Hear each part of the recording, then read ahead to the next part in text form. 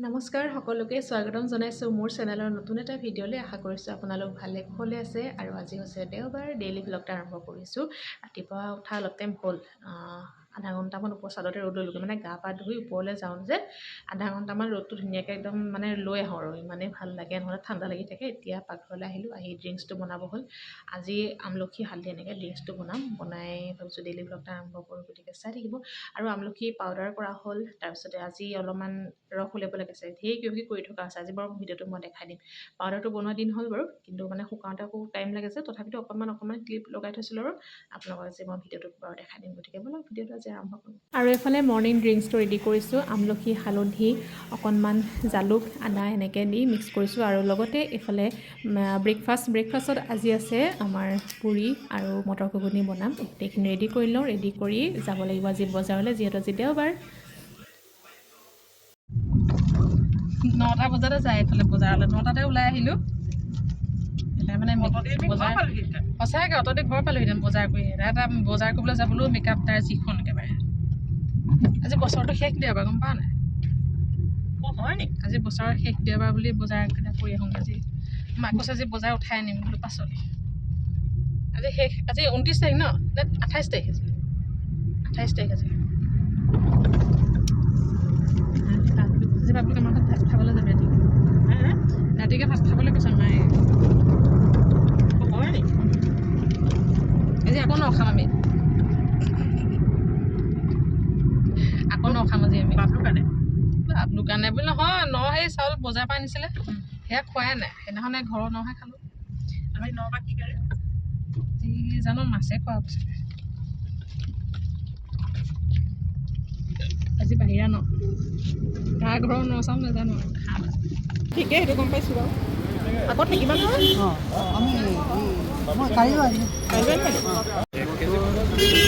কেলে এইটো কোমোৰা লয় আকৌ জহা কোমোৰাটো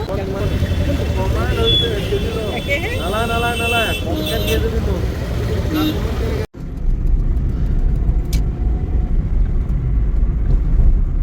গৰম উঠি গ'ল, গৰম উঠিলে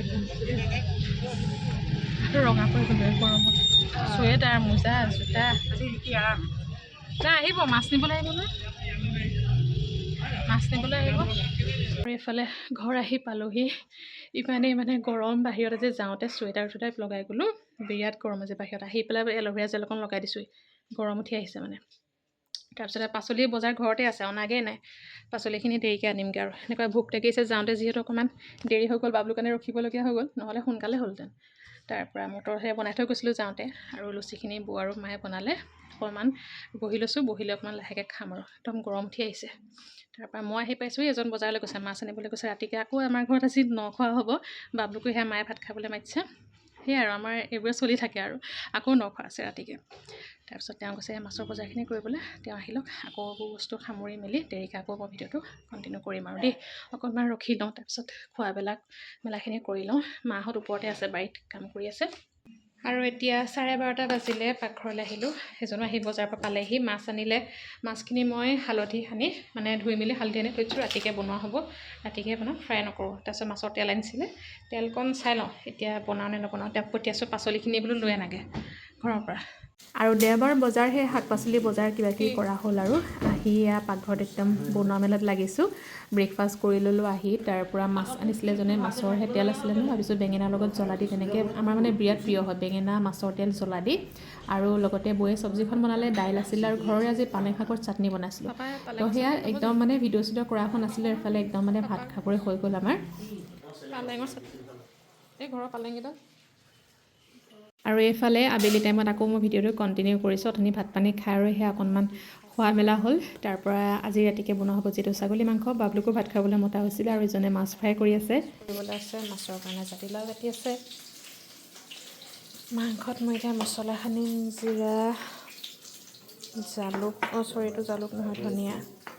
ইজনে মাছ ফ্ৰাই কৰি আছে। তাৰপিছত এইখিনি মই মছলাখিনি সানি লওঁ মাংসত। আমি জিৰা, জালুক, ধনিয়া, হোমমেড আৰু নিমখ, হালধি সেয়া দিম। আৰু এইটোত আদা নহৰু পেষ্ট কৰিব লাগিব।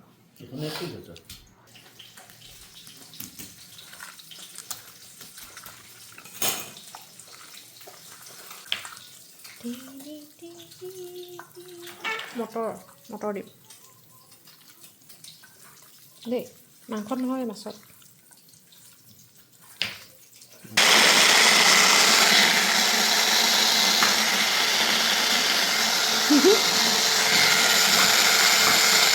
কিটো এয়া হৈ গ'ল, আদা নহৰু গৈ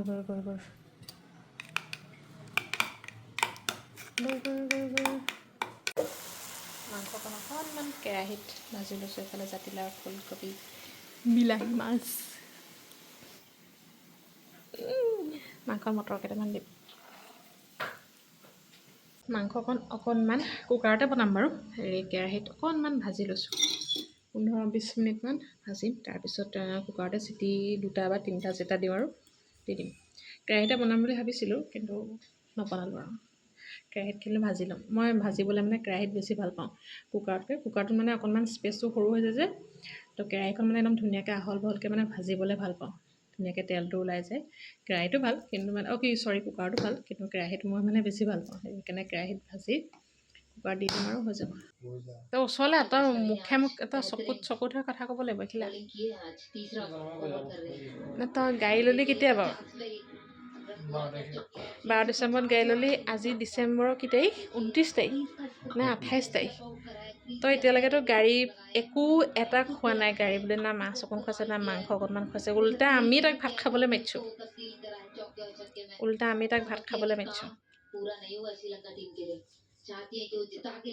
লাজ লাগিব লাগিছিলে। লাজটো লাগিছে নাই এনে? তই জেঠাই যে ভাত খাবলৈ মাতিছে, তোক লাজটো লাগিছে নাই? নাকটো থৈ আহিছ নাই ঘৰত? আজি 10-15 দিন হ'ল গাড়ী লোৱা, এতিয়ালৈকে একো এটা খোৱা নাই।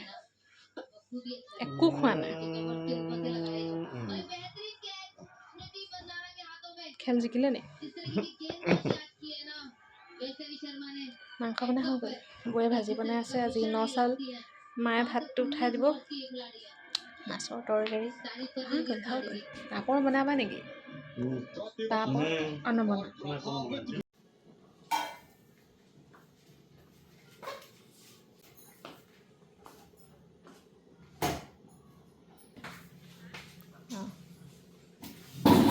তোৰ ভাত সেয়া এই ভাত না পাপা আহিছে।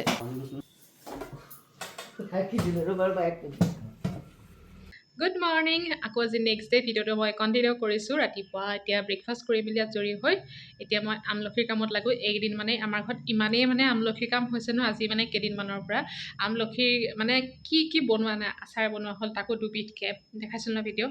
পাউডাৰ কৰা হ'ল, তাৰপিছতে এতিয়া মই ৰস উলিয়াবলগীয়া আছে। ৰাতিপুৱা আকৌ বনাই খোৱা হয়। মানে বিভিন্ন তৰিকাত মানে আমলখিৰ ব্যৱহাৰ হৈ আছে। আমলখি আপোনালোকৰ এতিয়া ছিজন, একদম ব্যৱহাৰ কৰক। চুলিত সানক, খাওক। খালেতো বেছি ভাল। খালে আপোনাৰ পেটৰ কাম কৰিলে, চুলিৰো কাম কৰিলে, স্কিনৰ কাম কৰিলে, চব ফালৰ পৰা অ'কে। ঘঁহাতকৈ পাৰিলে তো মানে বিভিন্ন কাম হৈছে মানে আমলখিৰ মানে আৰু। তো আজি মানে আমলখিৰ আগতে অলপমান মানে কি কৰোঁ, ৰাতিপুৱা 1 বা 2টা এনেকৈ পিচি পেলাই ৰস ওলাই তেনেকৈ খোৱা হয়। তো সদায় ডেইলি কিমান ৰাতিপুৱা মিক্সিটো মানে কৰি থাকিবলৈ ভাল নালাগে নহয়। সেইকাৰণে হেৰি কৰোঁ, আমলখি 1 কেজি আনি থোৱা আছিলে, পৰহি আনিলে। তাৰপিছত সেইখিনি মই এতিয়া ধুনীয়াকৈ ৰস উলিয়াম। তাকে বোলো ঘৰতে বনাই থৈ দিওঁ, হোমমেড আমলখিৰ ৰস। তো সেইখিনিকে কৰোঁ। তাৰপিছতে আৰু আপোনালোককো দেখাওঁ কেনেকৈনো কি কৰোঁ। আমলখিটো পিচি পেলাই ৰস উলিয়াবলৈ সিমানেই কথা। গতিকে বলক ভিডিঅ'টো আজি আৰম্ভ কৰোঁ। আৰু এতিয়া আমলখিখিনিৰ পৰা ৰসটো উলিয়াব লাগিব। তো তাৰ কাৰণে আমলখিখিনি সৰু সৰুকৈ টুকুৰা কৰি গুটিখিনি আঁতৰাই ল'লোঁ। এতিয়া মিক্সিত দি অলপকৈ পিচি পেলাম, মানে পেষ্ট কৰি। কিন্তু অকণমান পানী দিব দেই, নহ'লে মানে হয়তো মিক্সাৰ গ্ৰাইণ্ডাৰটো বেয়া হৈ যাব পাৰে। অকণমান পানী দিছিলোঁ, সেইকণ পানী থাকিলে একো নাই বাৰু। এতিয়া ধুনীয়াকৈ পেষ্ট কৰি লৈ এতিয়া চেপি ৰসখিনি উলিয়াব লাগিব। কিছুমানে কাপোৰত লৈ ধুনীয়াকৈ চেপি দিলেও তেনেকৈ ৰস ওলাই যায়, নহ'লে চাহ চকা চাকনিখন থাকে যে, এতিয়া দি পেলাই মই এতিয়া অলপকৈ চেকি দিছোঁ। তেনেকৈ চেকিলেও হৈ যায়, কিন্তু অকণমান দানাটো গুচি যায়, সেইটো থাকিলে একো নাযাব। আৰু এইফালে আমাৰ হোমমেড আমলখিৰ ৰস ধুনীয়াকৈ ওলাই গ'ল। আৰু এইটো বটল ডিটক্স ৱাটাৰ বটলেই আছিলে দেই। আমলখি হালধি এনেকৈ বনোৱা মানে ডিটক্স ৱাটাৰৰ বটল এটা কিনি আনিছিলোঁ, খাই শেষ হ'ল। তো বটলটো ৰাখি থৈ দিলোঁ এইটো। তো এতিয়া কামত আহিলে ধুনীয়াকৈ আৰু পূৰা 300 ml ওলালে। এইটো বটলটো মানে 300 ml হয়। মই সেইকাৰণে কৈছোঁ 1 কেজি আমলখি পিচি তো এয়া ওলালে ৰস। এতিয়া ধুনীয়াকৈ ফ্ৰিজত ৰাখি থ'ম। যিহেতু আমলখিটো টেঙা হয়, প্লাষ্টিকৰ বটলটো ৰাখিব নালাগে, এইটো গ্লাছৰ বটল। এতিয়া ধুনীয়াকৈ কামতে আহিলে আৰু ধুনীয়াকৈ হৈ গ'ল। আৰু এইখিনি যিখিনি আমলখিৰ গুৰিখিনি এইখিনিতে শুকুৱাম ৰ'দতে শুকাই থাকক। এইখিনি শুকাওঁতেতো কেইদিনমান লাগিব, পূৰা জৰজৰীয়া হৈ গ'ল। শুকালে আৰু পাউডাৰ কৰি থ'ব লাগিব। ৰ'দটো পিছে আজি কোমল একদম, তথাপিতো যিমানকণ শুকায় আৰু